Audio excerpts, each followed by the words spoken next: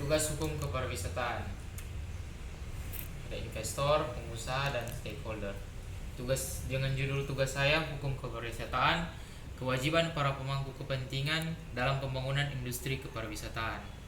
Undang-Undang Nomor 10 Tahun 2009 tentang kepariwisataan, Bab 4 Pembangunan Kepariwisataan, Pasal 7 Industri Pariwisata.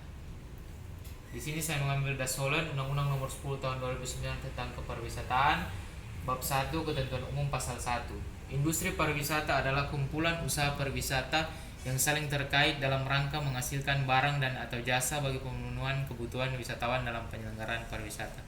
Pengusaha pariwisata adalah orang atau sekelompok orang yang melakukan kegiatan usaha pariwisata. Pemerintah pusat selanjutnya disebut pemerintah adalah Presiden Republik Indonesia yang memegang kekuasaan pemerintahan negara Republik Indonesia sebagaimana dimaksud dalam Undang-Undang Dasar Negara Republik Indonesia tahun 1994. Pemerintah daerah adalah gubernur, bupati atau wali kota dan perangkat daerah sebagai unsur penyelenggara pemerintahan daerah. Menteri adalah menteri dan yang tugas dan tanggung jawab di bidang kepariwisataan. Peraturan Menteri Nomor 3 Tahun 2018 tentang petunjuk pengelolaan dana alokasi khusus fisik bidang pariwisata. Di situ ada investor, pengusaha, dan pemangku kepentingan. Saya juga telah menambahkan dalam Undang-Undang Nomor 10 Tahun 2009 tentang kepariwisataan yang menyangkut dengan pemangku kepentingan, yaitu kepariwisataan adalah keseluruhan kegiatan yang terkait dengan pariwisata dan bersifat multidimensi serta multidisiplin yang muncul sebagai wujud kebutuhan setiap orang dan negara serta interaksi antara wisatawan dan masyarakat setempat, sesama wisatawan, pemerintah daerah, dan pengusaha. Itu adalah stakeholder atau para pemangku kepentingan yang terkait dengan industri kepariwisataan yang sudah saya tambahkan tadi. Kemudian dasen masih sama dengan yang tadi, cuman saya menambahkan pertanyaan di slide yang berikut. Ada investor, peristiwa yang terjadi dalam masyarakat atau hukum hidup berkembang dan berproses di masyarakat adalah apa yang disebut dengan dasen. Dalam masalah kepariwisataan meliputi 3 hal yang selalu entah kenapa sulit teratasi sampai sekarang. Yang pertama, investor. Hal yang paling menghambat kita adalah perizinan. Ini sudah menjadi penyakit negara berkembang yang mempersulit orang saat ingin berwisata. Apa yang sekarang ada Omnibus Law masih menjadi polemik sampai saat ini. Kemudian terkait juga pengusaha, selayaknya investor ketika telah berhasil dalam menanamkan modalnya di sebuah tempat, maka masalah yang ada atau sebelum orang menaruh barang dan atau jasa yang terjadi adalah infrastruktur yang tidak memadai atau tidak tersedia, budaya orang sekitar yang belum modern dan terbuka, kawasan yang belum strategis, dan lain-lain. Juga ada pejabat publik. Masalah yang sering timbul mengenai alasan kebijakan membuat aturan terkait pariwisata di daerah-daerah terhambat ataupun pemerintah yang belum membangun infrastruktur yang layak sehingga masalah-masalah lain pun datang menghampiri. Oknum pejabat publik juga mengambil kesempatan atau keuntungan individu supaya meloloskan oknum pengusaha. Ada juga politik kepentingan yang mengintervensi regulasi terkait komponen peraturan. Ini yang sudah saya tambahkan terkait dengan pertanyaan bagaimana peranan pemangku kepentingan dalam industri kepariwisataan. Peran kunci dari para pemangku kepentingan dan pemain kunci tersebut adalah sebagai berikut. Pelaku wisata, yaitu pengunjung destinasi yang terdiri dari wisatawan atau turis dan pelancong atau excursionis yang berperan sebagai konsumen. Kemudian ada pengusaha, yaitu penyedia jasa yang dibutuhkan oleh pelaku wisata, baik yang terkait langsung dengan pariwisata maupun jasa untuk kebutuhan secara umum. Masyarakat, kemudian juga ada masyarakat dan komunitas yang berada di destinasi pariwisata, bertindak sebagai tuan rumah dan garda terdepan dalam melaksanakan sabta pesona pariwisata. Kemudian pemerintah, ini terkait dengan para pemangku kepentingan di bidang pariwisata. Pemerintah, yaitu pihak pemerintah di mana dia berperan destinasi itu berada dalam batas administrasinya, bisa pemerintah daerah maupun pemerintah pusat. Kemudian media juga di sini sangat berperan, yaitu pihak-pihak yang berperan sebagai perantara atau saluran bagi kelancaran komunikasi antar pemangku kepentingan. Kemudian juga pemangku kepentingan di sini ada akademia, yaitu institusi atau perseorangan yang berperan dalam melakukan penelitian dan penyediaan sumber daya manusia, baik terkait langsung dengan kepariwisataan maupun yang tidak langsung. Kemudian berikut argumentasi.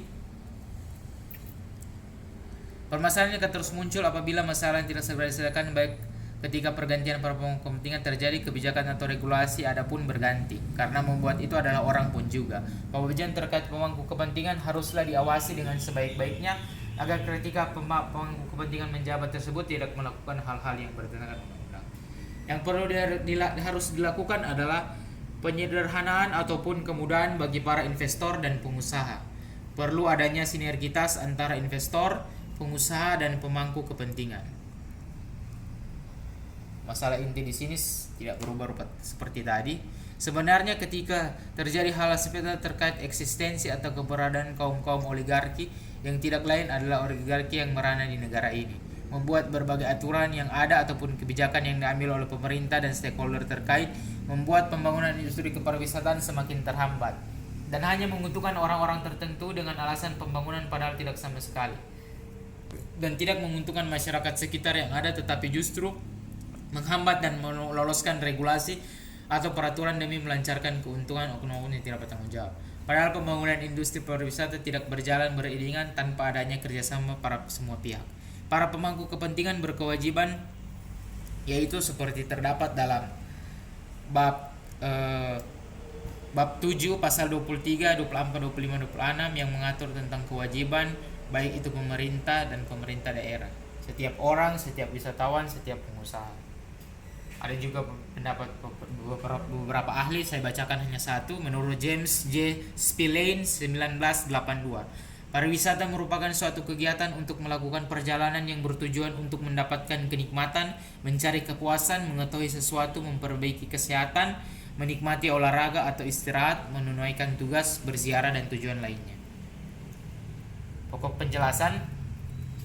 Di sini ada beberapa pokok penjelasan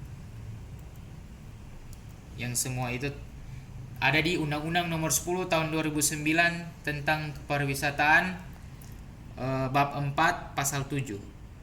Di situ pembangunan industri kepariwisataan ada terbagi dalam industri pariwisata. Industri pariwisata tentu saja bagaimana suatu industri menawarkan produk, barang, dan jasanya sesuai dengan tarif dan minat para wisatawan. Kemudian destinasi pariwisata haruslah destinasi pariwisata yang bertujuan untuk menarik wisatawan sebanyak-banyak mungkin, maupun itu menarik investor sebanyak mungkin, baik investor asing maupun investor mancanegara yang ada. Begitu juga dengan wisatawan, harus memperbaiki dengan destinasi pariwisata dengan pembangunan infrastruktur yang memadai, sehingga pembangunan infrastruktur yang memadai tentu dibarengi dengan destinasi wisata yang baik.